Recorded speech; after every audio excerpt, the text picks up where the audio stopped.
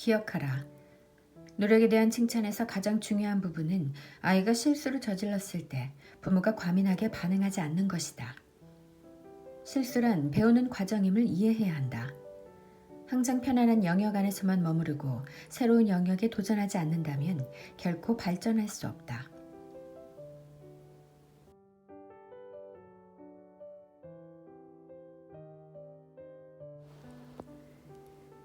안녕하세요. 셀리나입니다. 간단하게 제 소개를 먼저 해드릴게요. 저는 8살과 5살이 된 딸 아이를 둔 엄마이고요. 현재 코바늘 유튜브 채널과 성경 읽기 유튜브 채널을 운영을 하고 있습니다. 그런데 이렇게 새로운 채널을 하나를 더 개설하게 된 이유는 제가 2021년도가 되면서 새롭게 세운 계획이 하나 있기 때문인데요. 그 계획은 책을 가까이 하자는 거예요. 제가 사실 그렇게 책을 많이 읽는 편이 아니고요. 또 그렇게 좋아하는 편도 아니에요. 하지만 책을 좋아하고 싶고 많이 읽고 싶은 그런 마음은 사실 간절히 있었거든요.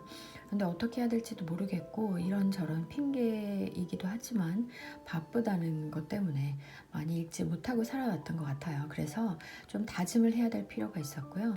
그래서 매일매일 혹은 매일이 아니더라도 꾸준히 읽으면서 습관을 형성을 해서 자연스럽게 책과 가까이 지내보고 싶다라는 생각이 들었습니다. 그래서 그걸 좀 더 도움이 될 수 있는 게 유튜브를 통해서 제가 책을 좀 더 설명을 드리고 소개도 해드리고 읽어드리고 하는 시간을 가지면 많은 도움이 될 것 같다는 생각이 들었어요. 그래서 제가 재미있게 읽었던 책 혹은 좋다고 추천받은 책들, 그런 책들을 소개해드리고 짧게나마 낭독해드리는 시간을 가지려고 합니다. 그래서 저처럼 책을 좀 가까이 하고 싶은 분들은 저랑 같이 시작해 보시면 좋을 것 같아요. 제가 오늘 그래서 처음으로 준비한 책이 바로 이 책이에요. 숙제의 힘이라는 책인데요. 사실 이 책은 제가 고른 책은 아니고요. 추천을 받은 책이에요. 제 아이가 이제 초등학교에 들어가기 때문에 저도 여러 가지 생각이 들어있는 찰나에 학교에서 부모님들을 위한 필독 도서라고 추천을 해주셨어요. 그래서 이 책을 읽었는데 읽고 나서 제일 먼저 든 생각은 이런 좋은 책을 추천해 주셔서 정말 고맙습니다 였거든요. 그래서 이 책을 또 많은 분들에게 소개시켜 드려서 같이 보고 싶은 마음에 준비를 했습니다. 자, 이 책 제목을 보면 숙제의 힘이에요. 그런데 영어로는 The Learning Habit이라고 되어 있죠. 학습 습관, 아이들이 어떻게 학습을 하고 익숙하게 공부와 좀 편하게 접할 수 있는지 그런 여러 가지 지침들이 있는 좋은 책이더라고요. 저처럼 아이가 있으신 분들, 없으신 미혼분들도 있으시겠지만 이제 초등학교로 올라가거나 혹은 중학교, 고등학교에 올라가는 아이를 두신 부모님들이라면 아이들을 어떻게 양육하고 어떻게 교육을 해야 되는지에 대한 고민을 다 가지고 계실 거란 생각이 들어요. 저도 그런데 지금까지는 좀 막연한 고민이었다면 이제 학교를 들어갈 때가 되니까 좀 더 구체화돼서 좀 더 머리가 아파지는 시기가 된 것 같아요. 그때 이 책이 참 많은 도움이 될 수 있을 것 같고 앞으로도 이미 다 읽은 책이지만 순간순간 꺼내서 다시 한번 넘겨서 확인해보고 이런 부분들이 있었지라고 다시 찾아볼 수 있는 그런 책이라는 생각이 들었습니다. 네, 그래서 저희 아이들한테도 좀 더 자신감 있고 좀 믿음직한 그런 엄마가 될 수 있지 않을까 그런 생각이 들었어요. 제가 책을 많이 읽을 수는 없잖아요. 어느 정도 부분을 낭독을 해드릴 텐데요. 한번 들어보시고 참 도움이 많이 되겠다 싶은 생각이 드시면 구입하셔서 책을 읽어보시면 좋을 것 같습니다. 그럼 같이 책 읽어볼게요. 자율양육이 학습 습관의 시작이다. 이 책을 읽고 있다면 당신은 아마도 부모일 것이다. 교육자나 심리치료사 혹은 아이의 보호자일 수도 있다. 그럼 당신은 아이가 학교 과제를 수행하는 것이 얼마나 어려운 일인지 알 것이다. 이를 잘하지 못하는 아이는 무력감과 고독을 느낀다. 아이의 자존감 중 상당 부분이 학교에서 벌어지는 일들이나 숙제 이해와 수행, 또래 관계, 읽기 능력과 같은 것에 달려있기 때문이다. 어른들처럼 아이들도 자신들의 삶에 대한 일종의 통제력을 느낄 필요가 있다. 하지만 아이가 스스로 통제하려는 행동은 곧잘 거부되거나 불쾌한 반응에 부딪히고 만다. 자율양육법이란 그 명칭이 암시하듯이 아이들에게 스스로 행동에 대한 선택권을 부여하고 아이들이 삶의 방향성에 대한 통제력을 얻도록 하는 것이다. 이 양육법은 지속될 수 있는 학습 능력을 개발하는 데 도움이 된다. 자율양육의 핵심. 규칙을 통해 습관이 형성된다. 아이들에게 선택할 수 있는 자율권을 준다. 노력에 대한 칭찬을 통해 아이를 독려한다. 규칙을 통해 습관이 형성된다. 2013년 겨울, 보스턴에는 미국 역사상 가장 심각한 독감이 유행하고 있었다. 게다가 더욱 심각한 것은 학교 전체에 연이은 설사와 백일해가 널리 퍼지고 있다는 점이었다. 매사추세츠 유치원 교사 중 한 명은 끔찍했어요. 설사가 마치 높은 파도처럼 제 교실을 휩쓸었죠. 라고 말했다. 교사들은 이 전염병을 막기 위해 학생들에게 계속 손을 씻어야 한다고 상기시켰고 그럴 때마다 아이들은 손을 씻곤 했다. 하지만 교사가 별도로 손을 씻으라고 말하지 않은 날에는 아이들이 손을 씻지 않았다. 한 교사가 말했다. 겨우 대여섯 살인 아이들이에요. 위생이 아이들의 우선순위는 아니니까요. 행동학 용어로 말하자면 아이들은 손을 씻으라고 교사가 상기해주는 신호가 필요했던 것이다. 만약 그 상기 신호가 없으면 손 씻기 행동도 없는 것이다. 그런데 이 대혼란 속에서도 같은 유치원의 다른 한 교실은 거의 전원이 출석했다. 담당인 제니 네번스 선생은 자신도 알지 못하는 사이에 아이들에게 습관을 지속시키는 방법에 대한 중요한 정보를 학교 행정당국과 전 세계의 과학자들에게 제공하고 있었다. 에번스 선생은 16년차 베테랑 교사다. 매일 아침 그녀는 조회로 하루를 시작한다. 아이들에게 일과를 알려주고 필요할 경우 교실에서의 법칙을 상기시킨다. 전염병이 퍼진 기간 동안 당신의 학생들 중 몇 명이나 결석했나요? 연구자의 물음에 에번스 선생은 이렇게 대답했다. 독감에 걸려 결석한 아이는 딱 3명이었습니다. 학생 수와 관련이 있을까? 그렇지 않다. 에번스 선생의 학생 수는 학교 평균인 21명이었다. 하루 일과의 길이와 관련이 있을까? 매사추세츠주의 학교들은 모두 종일 유치원을 운영한다.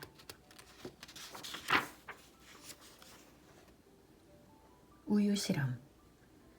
에번스 선생은 후에 우유 실험이라고 명명된 일에 대해 설명해 주었다. 수년 전 학교와 소아과 의사들이 세균 감염 방지를 위해 손 씻기의 중요성을 강조하기 시작하자 에번스 선생은 교실 내 규칙을 만들어 입학 첫날에 아이들에게 설명했다.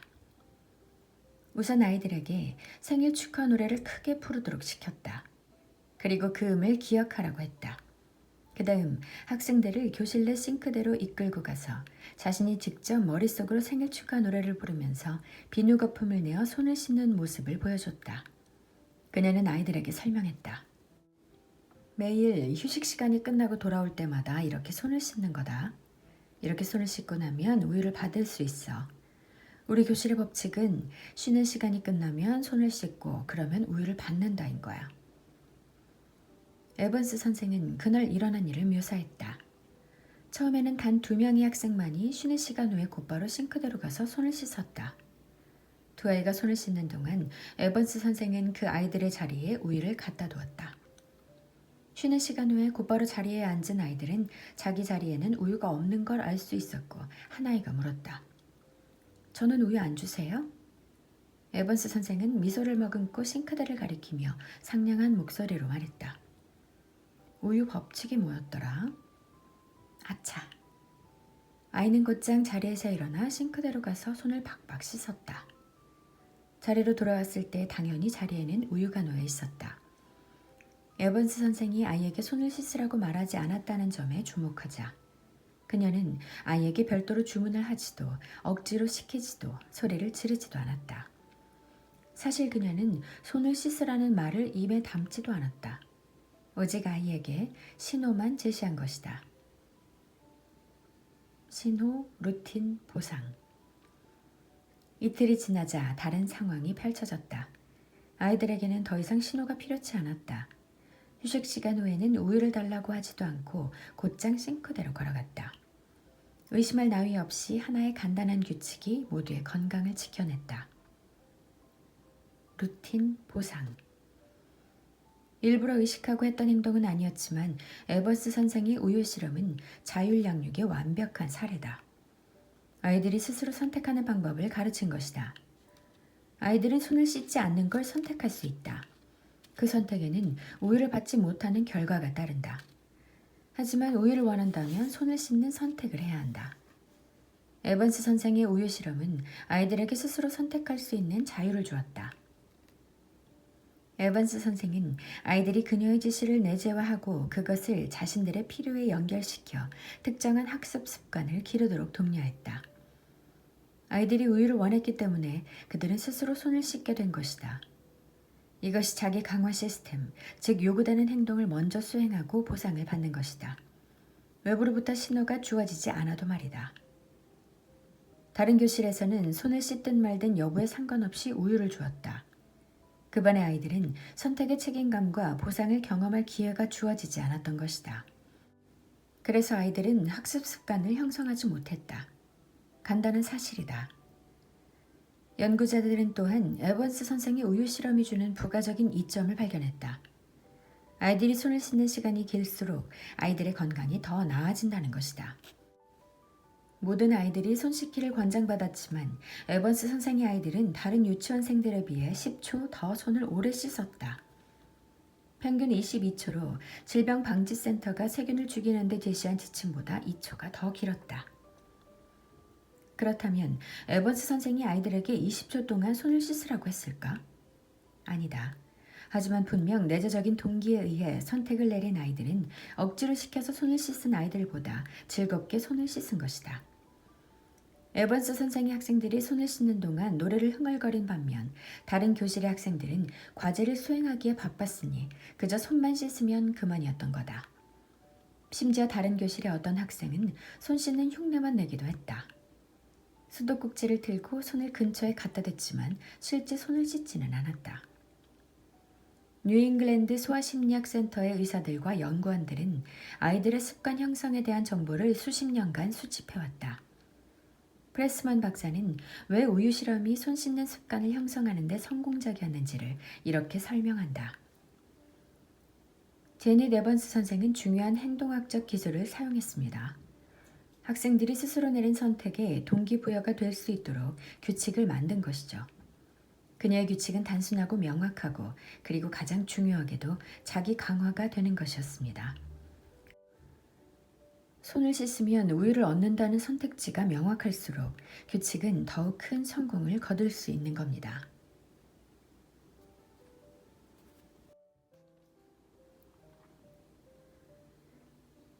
자율양육 대 허락양육.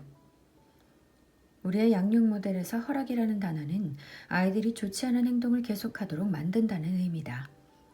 예를 들면 부모가 자녀의 부적절한 행동을 변명해 주거나 대신 처리해 주거나 한 번 이러는 건 괜찮아 라는 식으로 합리화하면서 규칙을 어기거나 깨트리는 것 말이다.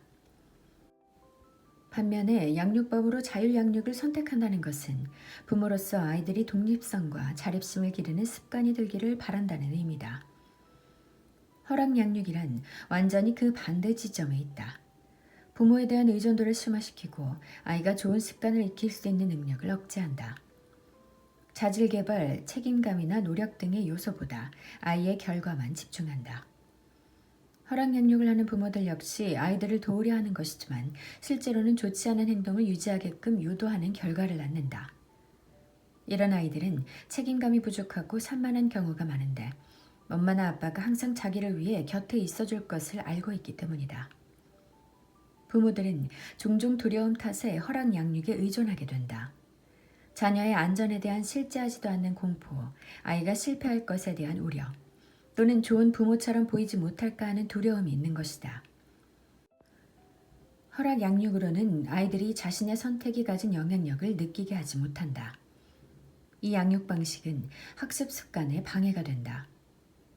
자율양육과 허락양육은 다음과 같은 차이가 있다. 먼저 자율양육은 자녀들에게 다음과 같은 기회를 제공한다. 자기 행동의 중요성을 경험할 기회, 합리적인 한도 내에서 선택할 기회, 부모가 책임져 주지 않기 때문에 스스로 선택한 바에 책임질 기회, 선택과 그 선택의 중요성, 그로 인해 초래될 결과와 영향에 대해 생각할 기회, 자신의 목표에 이를 수 있게 해줄 습관을 기를 기회. 자율양육을 적용하는 부모들은 아이들이 실수할까 걱정하지 않는다. 그 실수 또한 아이가 배우는 방법이라는 걸 이해하고 있기 때문이다. 아이들은 자신의 잘못된 판단으로부터 구원받지도 않고 그 판단 때문에 비난받지도 않는다. 그 경험을 통해 스스로 배우게 된다. 바로 학습 습관을 확립하는 과정이다. 허락양육은 다음의 특징들이 있다. 따뜻함이 없음, 판단하고 비판하는 방식, 아이가 자신의 감정에 대해 말하고자 할 때 잘 들어주지 않는 편, 충동적인 대응, 교정하려고 됨, 꼭 해야 해 남발, 아이가 말할 때 참지 못하고 끼어듦, 충분히 생각하지 않고 반응함, 벌 주고 때리려는 성향이 강함. 이는 아이를 교정하고 심판하며 입을 다물게 하는 효과를 갖는다. 아이가 자신의 감정을 표명하거나 스스로 선택하지 못하게 한다. 이런 양육 방식은 통제 중심적, 결과 중심적 방식이다. 이는 학습 습관을 창조하는 열린 마음가짐과 명백히 대조를 이룬다. 노력에 대해 칭찬하라. 자율양육식 접근법의 마지막 구성 요소는 아이들의 지성, 능력, 성취가 아닌 노력에 대해서 칭찬하는 것이다. 최근의 뉴스를 통해 무조건적인 칭찬이나 과도한 칭찬이 아이들의 자아 형성에 부정적인 영향을 준다는 기사가 여러 번 보도된 바 있다. 이 뉴스를 본 부모들은 아이들을 언제 어떻게 칭찬해야 할지가 무척이나 혼란스럽고 궁금했을 것이다. 여러 해 전 우리는 노력에 대한 칭찬 시스템을 개발했다. 이 시스템은 노력이나 어려움이 요구되는 특정한 일에 대해 아이를 칭찬하는 것이다. 우리가 실시하는 치료 모델의 핵심은 꾸준한 노력과 긍정적인 태도, 문제 해결을 지속하는 것에 대해 칭찬하는 것이다. 아이들이 변해가는 모습을 지켜본 결과 아이들의 행동에서 작지만 눈에 띄는 변화들을 관찰할 수 있었다. 주의력 결핍 장애 치료 그룹에 속한 9살 소년 조니는 다른 아이들이 말하라는 걸 끊임없이 방해했다. 하지만 노력에 대한 칭찬 시스템을 적용하고 난 후에 조니는 전보다 더 오래 듣게 되었고 치료 중간에 겨우 서너 번 방해할 뿐이었다. 우리는 조니를 칭찬했다. 오늘 아주 잘 들었어. 얼마나 노력하는지 잘 봤단다. 라거나 네 차례가 올 때까지 기다리려고 열심히 노력하는 모습이 정말 멋지던데. 하는 식으로 결과는 매우 고무적이었다. 같은 주제에 대한 연구가 미국 서부 해안 쪽에서도 역시 진행되었다. 스탠포드 대학교의 캐롤 드웩 교수는 아이들의 도전 욕구에 칭찬이 끼치는 영향을 측정하는 실험을 지휘했다. 우선 한 그룹의 아이들에게는 풀기 쉬운 퍼즐을 내주었다.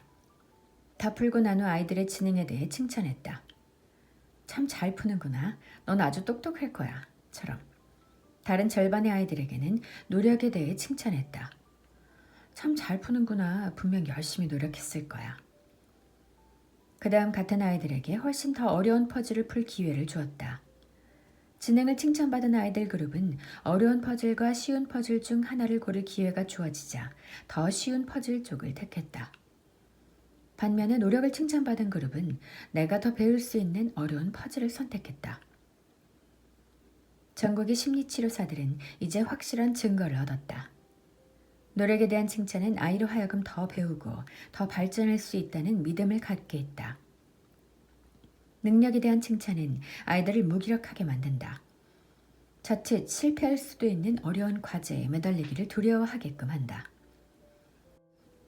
능력 그 자체는 결코 성공을 보장하지 않는다. 부모가 자녀의 능력을 내재된 것으로 보는지 아니면 적용하고 발전시킬 수 있는 대상으로 보는지 여부에 아이의 성공이 달려있다. 아이가 새로운 일에 도전하도록 하라. 뉴잉글랜드 소아심리학센터에 있는 아이들과의 연구를 통해 우리는 어떤 특정한 형태의 칭찬이 아이들에게 마치 마법처럼 긍정적이고 오래 지속되는 효과를 발휘한다는 점을 발견했다. 그 방법은 간단하지만 전략적이다.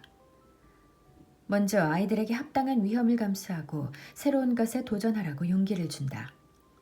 그 다음 아이들이 오직 새로운 일에 도전할 때만 칭찬해준다. 우리는 새로운 도전의 결과가 아닌 새로운 것에 도전한 그 자체를 칭찬받은 아이들에게서 자존감이 높아지고 행동이 크게 변화하고 공감 능력이 발전하는 모습을 보았다. 그 인문학 게임, 구상이 완벽히 수행되는지 여부는 중요치 않다. 오직 아이가 그 시도로 인해 긍정적인 감정을 얻는지가 중요하다. 덕분에 아이들은 계속 도전하게 된다. 거의 항상 아이들은 새로운 일을 완수할 수 있었는데 그건 무언가에 계속 매달리면 할 수 있다고 믿었기 때문이다. 드웩 교수는 오픈 마인드라는 개념을 통해 왜 자신의 잠재력을 실현시킬 수 있다고 믿는 사람들은 실제 그렇게 되고 그렇지 않은 사람들은 같은 공을 들여도 안 되는지를 설명한다. 우리는 도전을 통해 우리의 뇌가 성장할 수 있음을 알고 있다. 그래서 인지 능력이나 운동 역량, 다른 기술의 발전에 계속 투자할 수 있는 것이다. 우리가 살펴본 아이들의 부모는 아이들에게 성취가 아닌 노력에 대해 칭찬을 시작한 지 불과 몇 주 지나지 않아서 긍정적인 변화와 성장을 보고 놀라곤 한다. 아이들은 더 행복해하고 에너지가 넘치고 더 긍정적으로 변했으며 행동까지도 눈에 띄게 좋아졌다. 올바른 칭찬은 마치 마법 같은 행동 변화를 일으킬 수 있다. 탁상 축구의 제왕 10세 소년 4명으로 구성된 그룹에서 로비는 탁상 축구에 뛰어난 실력을 보였다. 그야말로 로비는 자타공인 탁상 축구의 제왕이었다. 다른 아이들은 항상 로비와 파트너가 되고 싶어 했다. 그룹 치료가 끝나면 로비는 엄마에게 자신이 얼마나 잘했는지를 자랑했고 엄마도 덩달아 이렇게 말했다. 네가 최고지 그럼 넌 뭐든지 다 잘하잖니. 항상 있는 일이지만 한 아이가 그룹을 졸업하면 새로운 아이가 들어온다. 새로운 조지는 상냥하지만 수줍음을 많이 타는 성격으로 말수가 적은 편이었다. 또 말을 할 때마다 자기 비하적인 성향을 보였다. 게임을 선택할 순서가 되자 로비는 당연하다는 듯 탁상 축구를 골랐다. 조지도 탁상 축구를 골랐다. 그런데 흥미로운 사건이 벌어졌다. 조지가 로비의 모든 공격을 막아내고 점수 10점을 모두 가져갔다. 로비는 충격에 빠졌다. 게임을 한 번 더 하자 로비는 완전히 물러섰다. 로비는 몰랐지만 조지의 집 지하실에는 탁상 축구 테이블이 있어서 조지는 벌써 몇 년 동안이나 자신의 손이 형제들과 게임을 해왔던 것이다. 그때부터 로비는 미술 시간에도 그림을 그리지를 못하고 이야기 시간에도 뭐라 말할지를 생각조차 못했다. 수수께끼 풀이놀이를 하는 동안에도 그냥 멍하니 꼼짝 않고 서 있을 뿐이었다. 로비는 완전히 방전됐다. 로비의 정체성은 상당 부분 자신의 탁상 축구 기술에 대한 칭찬과 관련돼 있었는데 그것이 장벽에 부딪히자 다른 모든 영역에서 자신의 능력에 대한 회의가 일어난 것이다. 이것이 아이가 성취에 대해 과도한 칭찬을 받고 노력에 대해 칭찬받지 못할 때 생기는 전형적인 현상이다. 조지는 그저 얼굴이 빨갛게 달아오른 채로 집에서는 그렇게 잘하지 못하고 보통은 형들에게 좋았다고 했다. 아이들 중 한 명이 그러면 화나지 않아? 하고 묻자 조지가 대답했다. 좀 그렇긴 해. 하지만 덕분에 더 열심히 연습하게 돼. 언젠가는 내가 형들을 이길 걸 아니까. 기억하라. 노력에 대한 칭찬에서 가장 중요한 부분은 아이가 실수를 저질렀을 때 부모가 과민하게 반응하지 않는 것이다. 실수란 배우는 과정임을 이해해야 한다. 항상 편안한 영역 안에서만 머무르고 새로운 영역에 도전하지 않는다면 결코 발전할 수 없다. 노력에 대한 칭찬은 아이들이 어려운 과제를 헤쳐나갈 수 있도록 돕는 열쇠다. 이어지는 사례는 자립심과 책임감의 습관을 형성하는 데 자율 양육이 끼치는 영향을 명확히 보여준다. 메디슨의 수학 숙제. 헤더와 매트는 맞벌이 부부다. 적어도 부모 중 한 명은 두 딸 메디슨과 메건이 학교에서 돌아올 때 집에 있으려고 서로의 스케줄을 항상 조정하고 있다. 아빠 매트는 집에서 요리를 담당하고 있으며 엄마 헤더는 딸들의 방과 후 활동과 일정을 책임진다. 매트는 아시아 기업들과 전화 업무가 많아서 저녁 식사 후에는 자신의 서재로 들어가 몇 시간이고 일하는 경우가 왕왕 있다. 헤더는 재택근무를 하기 때문에 가족의 스케줄에 시간을 맞출 수 있다. 아이들이 모두 스포츠와 춤에 적극적이라 헤더는 저녁 식사 전까지 그들을 차로 실어 나르는 운전수 노릇에 바쁘다. 또한 숙제하는 동안에도 아이들 곁을 지킨다. 헤더는 말했다. 메건은 숙제에 아무런 문제가 없어요. 숙제하라고 일깨워줄 필요도 없이 딱 자리를 잡고 앉아서 숙제를 하죠. 또 학교 가는 걸 좋아하고 독서도 즐겨요. 매트가 말을 이었다. 문제는 메디슨이에요. 수학 과목을 좋아하지 않는 줄은 알았지만 이렇게까지 손을 쓸 수 없을 정도인 줄은 몰랐어요. 헤더는 메디슨이 부엌 식탁에서 자신과 함께 숙제하는 걸 좋아한다고 말했다. 작년까진 숙제가 그렇게 문제되진 않았어요. 1학년, 2학년 별 문제 없었죠. 숙제는 주로 책 읽기였는데 메디슨이 읽기가 느린 편이라 가끔 좌절하는 경우가 있었지만 옆에서 도와주면 곧잘 했어요. 하지만 올해는 숙제가, 특히 수학 숙제가 많아졌어요. 아이가 문제를 읽고 그에 답해야 해요. 메디슨에게는 아주 오래 걸리는 일이죠. 때로는 어떻게 답해야 할지 도움이 필요한 경우가 있어서 저는 아이를 도우려고 하죠. 그럼 메디슨은 피곤해하면서 힘이 빠지고 저는 억지로 문제를 풀게 하고 문제를 풀어주고 그런데 맙소사. 어떤 날은 메디슨이 아예 수학책을 숨기고는 수학 숙제가 없다고 해버리는 거예요. 이때 매트가 끼어들었다. 지난주 아내가 회의 참석차 이틀간 뉴욕에 갔을 때 기어코 사건이 터졌죠. 그날은 제가 메디슨과 함께 부엌에서 숙제를 하는데 자꾸 어떻게 답을 쓸지를 묻는 겁니다. 메이플라워호 청교도 개척자들에 대한 것으로 3가지 문제의 답을 하는 거였어요. 그래서 저는 아이에게 지문을 읽어보라고 했죠. 그랬더니 메디슨이 엄마는 그렇게 안 한다고 하더군요. 저는 메디슨에게 지문도 아주 짧고 너는 영리한 아이니까 충분히 풀 수 있다고 얘기해 줬습니다. 그래서 메디슨이 읽기는 읽었지만 답을 쓰는데 너무 집착하더라고요. 썼다 지웠다 다시 썼다 지웠다 하면서요. 아주 엉망이었지만 어쨌든 끝내긴 했죠. 그 다음 수학 문제를 풀었어요. 문제는 10개였는데 메디슨은 한참 동안 저와 문제지를 번갈아 보더군요. 왜 그러냐고 했더니 아빠가 도와줘야지 하는 겁니다. 아이에게 아빠가 여기 있잖아. 모르겠으면 물어보렴 이라고 했더니 눈물이 가득 차서 소리쳤어요. 아니 아빠가 도와줘야 해 엄마처럼. 엄마가 어떻게 하냐고 물으니 펑펑 울면서 말하더군요. 엄마는 뭘 해야 하는지를 다 설명하고 답을 알려줘. 그래야 어떻게 푸는지를 알 수 있단 말이야. 그래서 아이 옆에 앉아서 첫 번째 문제를 한번 풀어보면 봐주겠다고 했더니 문제지를 찢어버리고는 저보고 나쁜 아빠라고 하더군요. 도무지 진정시킬 수가 없었어요. 어찌할지를 몰랐습니다. 하다가 눈물이 가득 고인 채 말했다. 매트가 전화했을 때 기분이 어땠는지 아실 거예요. 전 아이를 돕고 싶은 마음에 애 숙제를 대신해줬어요. 좋은 의도로 시작한 일이 오히려 애를 망친 거죠. 이제 메디슨은 자신이 멍청하고 아무것도 제대로 할 수 없다고 생각해요. 이 이야기를 읽으며 찔리는 구석이 있는가? 이런 비슷한 일을 많은 부모들이 경험해 봤을 것이다. 아이를 도와주려 했던 의도가 역효과를 낳은 것이다. 이제 다음 이야기와 한번 비교해보자. 에버의 색칠놀이. 크리스티나 라이언은 저녁 식사 후 첫째 딸 에버와 함께 앉아 그림을 그리는 평화로운 시간을 즐긴다.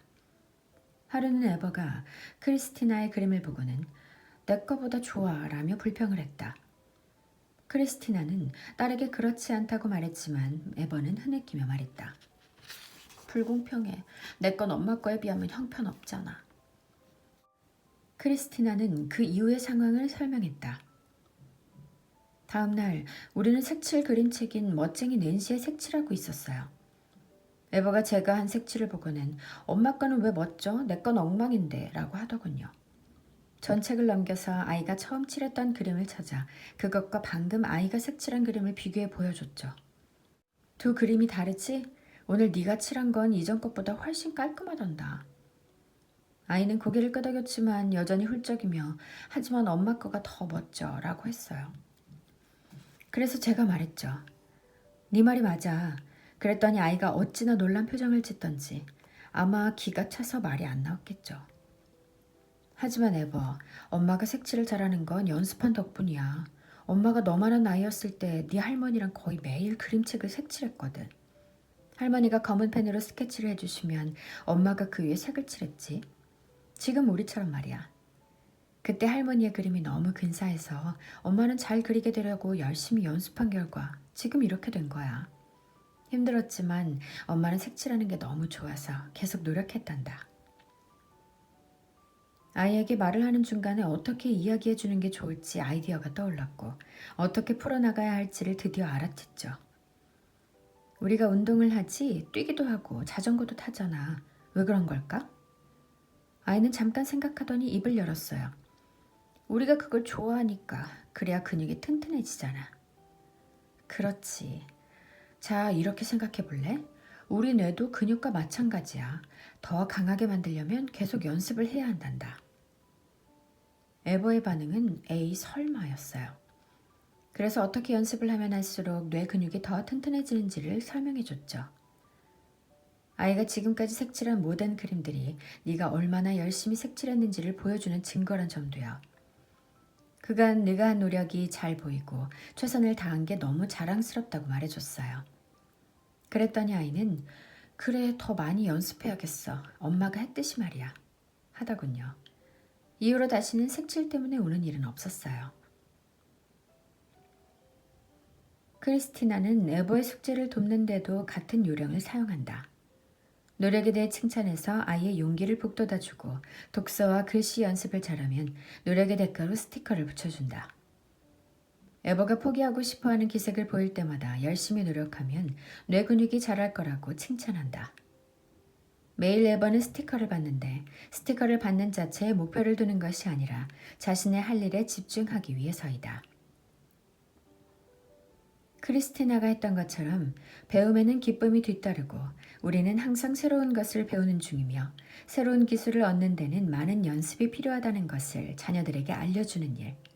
이것이 바로 학습 습관이 자라나게끔 하는 자율양육법이다. 네, 제가 파트 1의 일부분을 읽어드렸어요. 파트 2에는 성공하는 아이를 위한 8가지 학습 습관. 이 부분이 참 좋았는데 간단하게 알려드리면 미디어 사용 습관, 숙제 습관, 시간 관리 습관, 목표 설정 습관, 효율적 대화 습관, 책임지는 습관, 집중하는 습관, 자립하는 습관 이렇게 8가지 내용들이 나와 있고 또 이런 아이들을 위해서 부모가 할 수 있는 21가지 놀이 과제, 놀이를 통해서 배운다 이런 내용이 있습니다. 어떻게 좀 책에 대한 매력을 느끼셨는지 모르겠는데요. 책을 관심 있으신 분들은 꼭 사서 구입하셔서 읽어보시면 좋을 것 같습니다. 네, 첫 번째 책 숙제의 힘 읽어봤고요. 다음에 또 다른 책, 좋은 책 가지고 올게요. 들어주셔서 고맙습니다.